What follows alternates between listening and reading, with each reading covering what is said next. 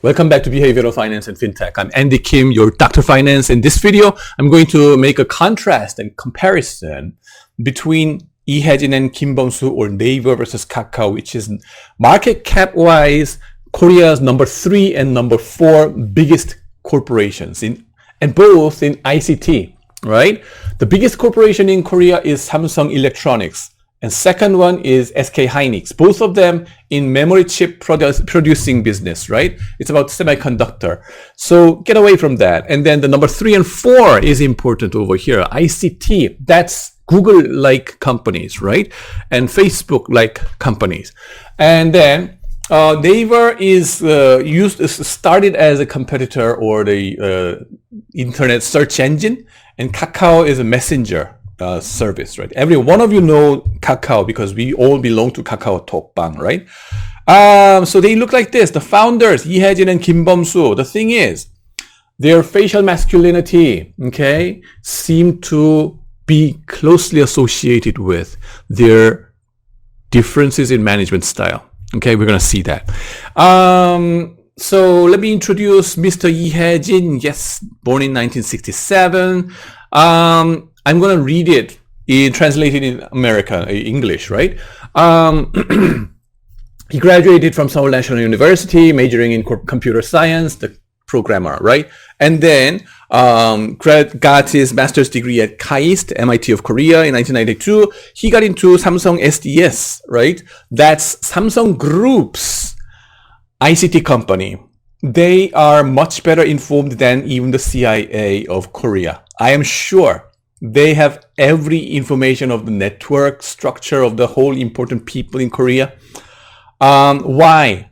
Because they have to lobby so many people, and then the regulatory capture, legislative capture, they have to do it. The key information got stacked up over there. Their business is that, okay? And then in 1999, Naver, right? He created Naver from, which originally started from SDS's internal venture, right? And then he eventually founded a company like that, getting out of Samsung SDS.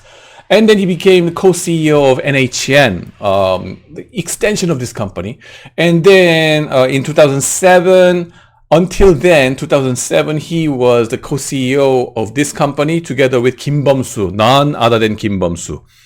And then afterwards, 2007, he has been the sole number 1 guy in Naver ever since. And then talking about his personal history even more, if you go back to his high school, right? He graduated from Sangmun High School.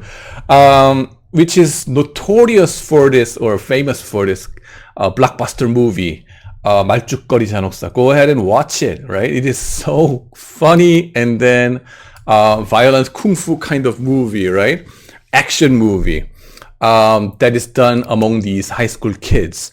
Very violent, but the school, right, that this guy graduated, this one, was, a typical one in, not typical, but more of a violent school inside Gangnam. And happened to be, I also graduated from there, alma mater, right? 5 years 선배님, right? 선배님, please. The thing is, he never shows up in 동문회 or alumni gathering.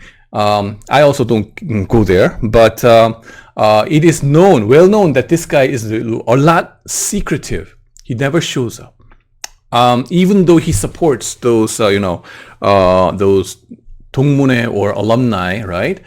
Financially, I guess, but never shows up. Very extremely secretive. Never wants to meet anybody. His father is Mr. Lee Si-yong, and then he was ex-CEO of Samsung Life Insurance. Samsung Group, the huge group in Korea. The manufacturing and then the core business is Samsung Electronics, the DRAM, okay? That's their heart and soul and mind. Their financial supporter, like 집사 kind of business, they also have financial arms to support this. The only purpose is this one, okay? I tell my students, don't go to Samsung for finance purposes, right? Financial, Samsung security, whatever. People consider this as a very prestigious company, but ultimately their job is to support this Samsung Electronics and then the 회장님 only, right? But the key in this finance business is Samsung Life Insurance. Samsung Life Insurance. Not Samsung Securities. No. I also got a job offer from Samsung Life Insurance before, as I graduated from the undergraduate, right? I didn't go there, right? I went to Bank of America instead. But anyway, the Samsung Life Insurance is that kind of company. People want to go there as a prestige reason after graduation, but their purpose is different one. Okay, supporting 회장님 and then the financial arm. Best information they got, insider information, right? Anyway, so looking at this guy, we can tell that this guy is really born with a silver spoon. The CEO of that financial arm. Oh my God, right? And then the secretive culture of Samsung, right? We can see that. Now we have Kim Bum-soo on the other hand over here, the founder of Kakao, right? Kakao. Yes, this is the guy. And it makes a nice contrast and comparison, right? Born in 1966, 1 year ahead of, and then graduated from Seoul National University's Industrial Engineering, and then got his master's degree in the same school. And in 1992, he got into the same company, Samsung SDS, together with Lee Hae-jin, the same year, 입사 동기, right? The funny thing is Korean companies, even until now, recruit all the college kids just once in a year, just like a college entrance exam, believing that the company is like a college or something. So they say, oh, we got into this company in the same year, 입사 동기, right? Joining the same alumni or something like that. Funny. Anyway, so that's that. And then inside SDS, he developed Unitel, something called Unitel, which must be the intranet kind of things within that Samsung group. Okay, they wanted to keep everything secret within their Samsung group, only exclusively for Samsung. They had this kind of secretive culture, which I really don't like. And then by that, the positive side of it is that they were developing their own talents in their own way, instead of, even though it was not outwardly applicable. So internally they were like, oh, you're a genius, and then stay in Samsung. And then that's their policy. Unitel, after developing that, unfortunately, he did not stay in Samsung. Unfortunate to the Samsung group, okay? Eat your heart out. And then he got out and then created his own company, HanGame, which is like a online gambling service, right? Internet. Cost up like that, right? And 2000, right? He merged with Naver and then became the co-CEO with Lee Hae-jin in NHN. After 7 years, he stopped and then like, well, screw it. I'm done. I had enough of money, and then just take a rest for 3 years, 2008 until 2010. And then he, together with his family in the United States, he was like indulged into online gaming together with his sons and daughters, right? I guess, right? 2010, he came back to Korea and then founded Kakao, this one, as he found out that the iPhone was a smash hit. And then it was time to create some social network service using this cell phone. Okay. Eventually, and pretty soon, it became the de facto, the messenger service of South Korea, just like WhatsApp or WeChat of other countries. And 2014, this company acquired a bigger social media company called Town Communication, and then he became the chairman of the whole group. And going back to his high school days, he graduated from 건대부속고등학교, and he always says that he started from poor family background, and so he is a very self-made man, 자수성가 style, right?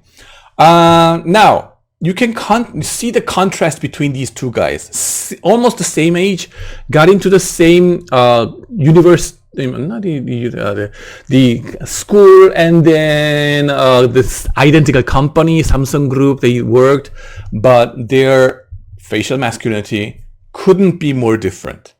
And then their management style in their own companies. Let's see how this happens.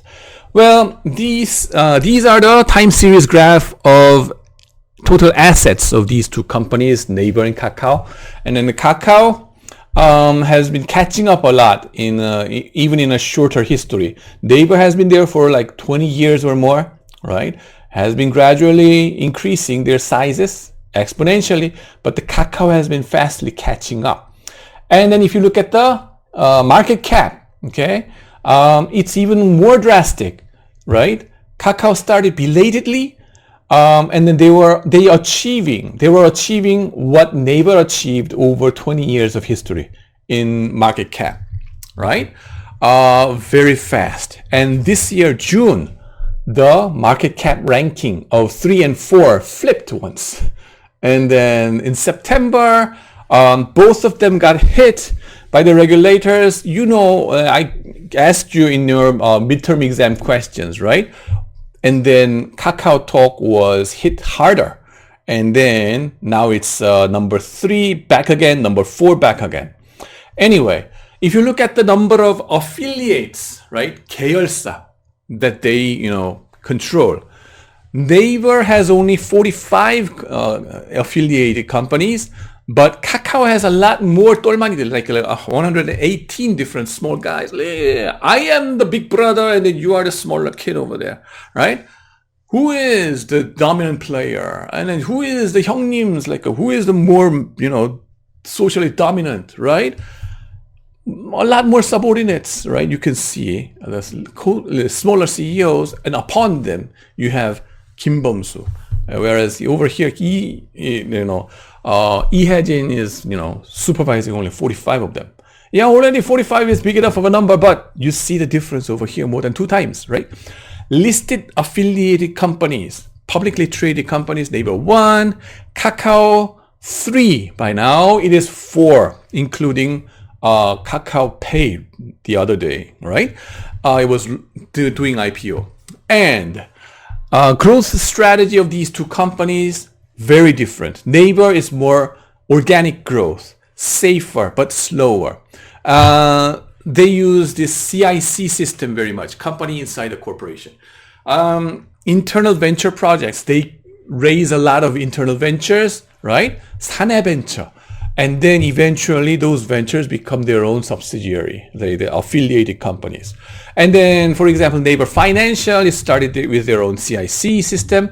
And then they made a strategic alliance with existing big financial companies like Mirae Asset Capital outside. And you just make a strategic alliance, make friends with them, but learn from them and then internalize this internally develop it. Organic growth. Kakao, in contrast, they acquire a lot of companies and then grow fast, okay? It's faster, but risky, okay? It's always a double-edged sword. Nothing is perfect in this world anyway. And then Kakao Pay, for example, this is Kakao's financial arm, that's Naver's financial arm, fintech.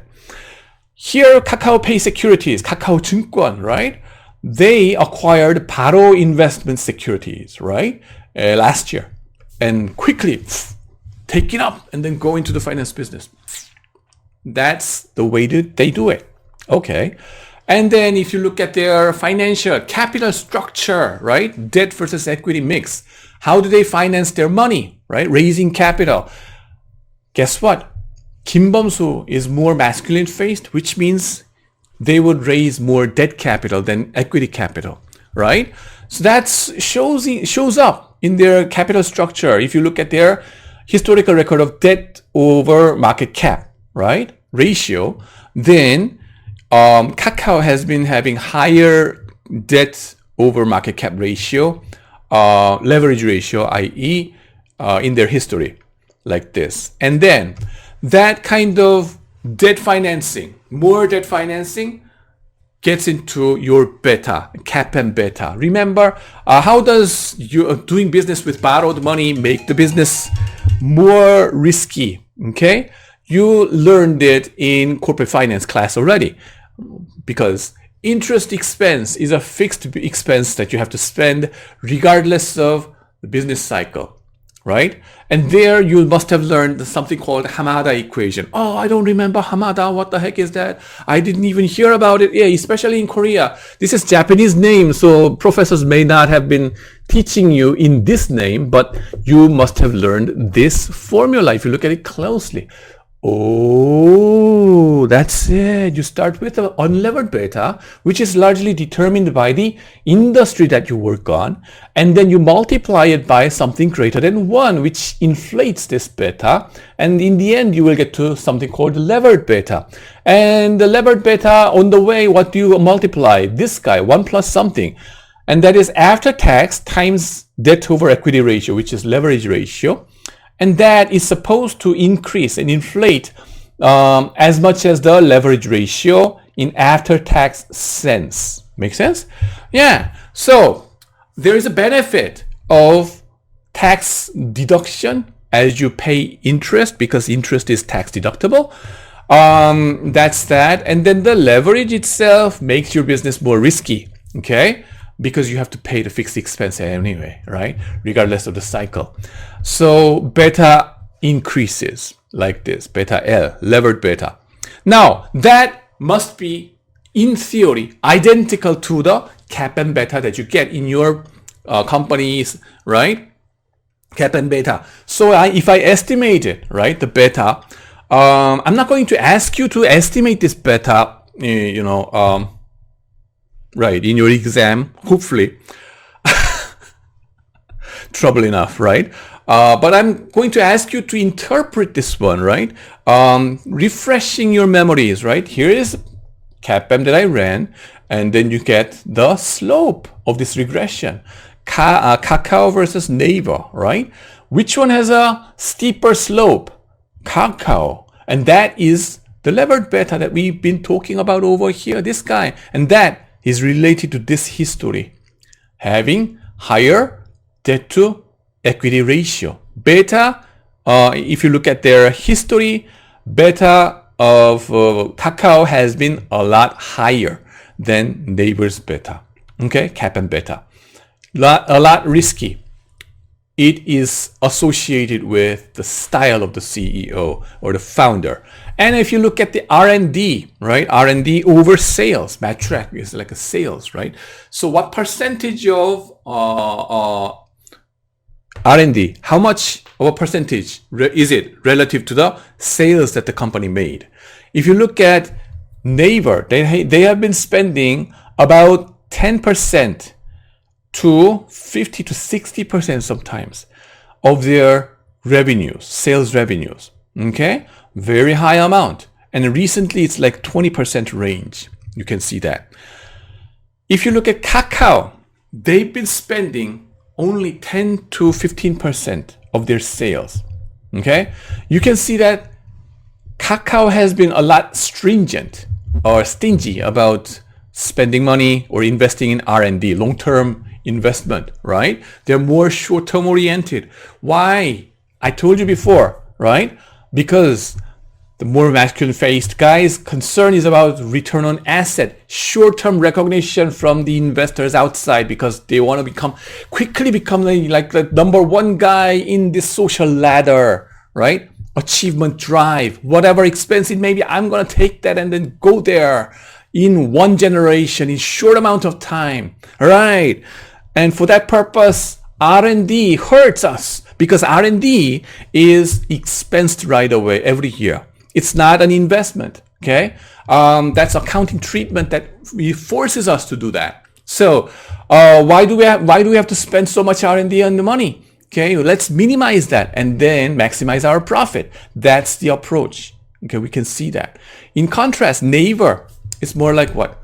Long term. Okay, so achieving it in their own way. Okay, so that's what you see it over here. Okay, you see a famous movie, blockbuster movie called 관상, or a face reading, okay? And you see this guy saying, 이정재, oh, isn't it the guy on Squid Game? Yes.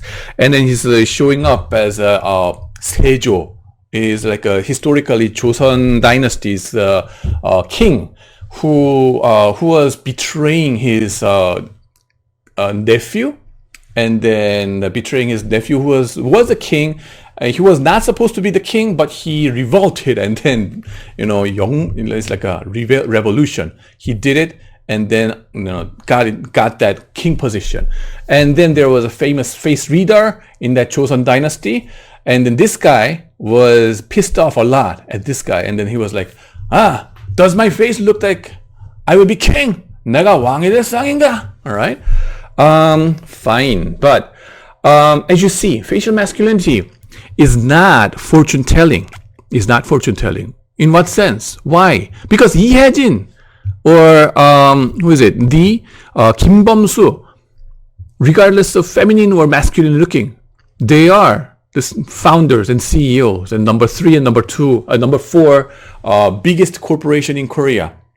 So it's not about whether you will take a certain position versus not. It's not a fortune telling in that way. No. Rather, it seems like it is more about how you achieve there. How, okay? The risk preference. Would you try to go there in a hurried way, like fast in my generation, 당대에서 like achieve it, right? Self-made man versus go there slowly, okay? Which way would you like to go? Like roller coaster ride? Some people like it more. Some people like stably going there, but secretively. It's up to you. 개인 취향 존중 is like a personal preference, right? It can be anywhere.